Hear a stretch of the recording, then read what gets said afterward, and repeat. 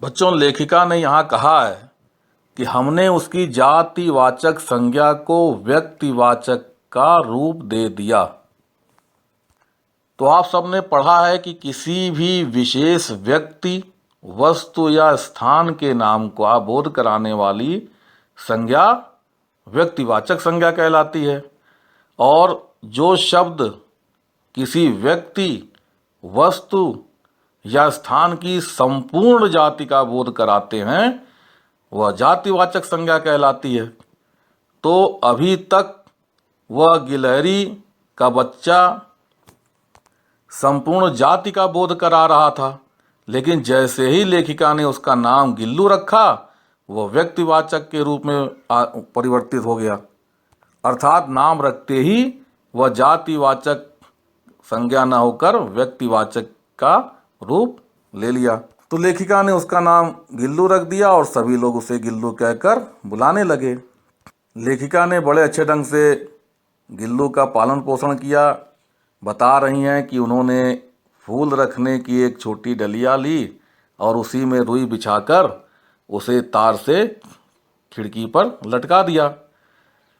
तो वही 2 वर्ष गिल्लू का घर रहा जहाँ पर वह आराम करता था।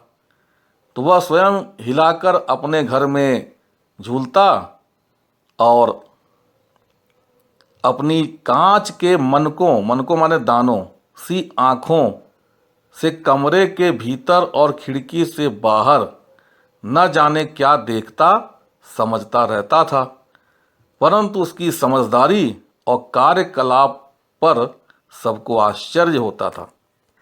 लेखिका हिंदी विषय में अच्छी पकड़ रखती थीं।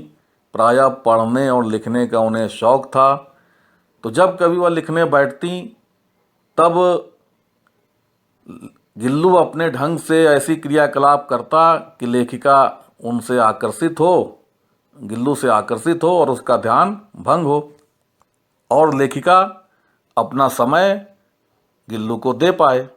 तो इसके लिए उसने बड़ा अच्छा उपाय सोचा। वह लेखिका के पैर तक आकर सर से पर्दे पर चढ़ जाता और फिर उसी तेजी से उतर जाता, और यह क्रम तब तक चलता रहता जब तक लेखिका लेखन कार्य को छोड़कर उसे पकड़ने के लिए न उठती। कभी कभी लेखिका उसे लिफाफे में रख देती थी। भूख लगने पर गिल्लू चिक चिक करके सूचना देता था। काजू या बिस्कुट मिल जाने पर उन्हें पंजों से पकड़कर कुतरने लग जाता था।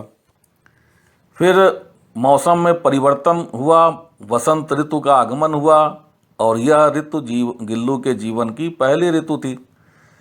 गिल्लू को खिड़की की जाली के पास बैठे बाहर झांकते देखकर लेखिका को ऐसा लगा कि अब उसे मुक्त कर देना चाहिए। बच्चे तो प्रिय होते ही हैं। अब गिलहरी का यह बच्चा जैसे जैसे बड़ा हो रहा था अपनी क्रियाकलापों से सबका ध्यान अपनी ओर खींचता था। और बच्चों, आपको मालूम है कि ऐसे भी पशु पक्षी प्रकृति के सानिध्य में रह कर के ही आनंदित होते हैं। तो नीम चमेली की गंध जब लेखिका के कमरे में धीरे धीरे आने लगी तब बाहर की खिड़कियां हवा के झोंकों को अंदर लाती थी और उसकी गंध से गिल्लू अत्यधिक प्रभावित होता था। और यही नहीं, बाहर की गिलहरियां भी खिड़की की जाली के पास आकर के चिक चिक करके न जाने क्या कहने लगती थी। तो इस तरह से गिल्लू की भी चाहत होती थी कि वह अब घर से बाहर निकले और उनके साथ खेले कूदे। लेखिका को इस बात का एहसास हो गया। लेखिका ने गिल्लू को मुक्त करने का मन बना लिया। तो बच्चों, इस तरह से लेखिका ने अपने मनोभावों को व्यक्त किया है।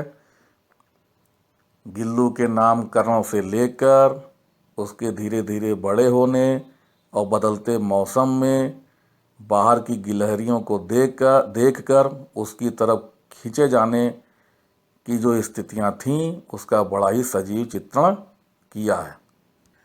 मुझे उम्मीद है कि आप सब इन सरल पंक्तियों को पढ़ करके भली भांति भावों को समझ गए होंगे।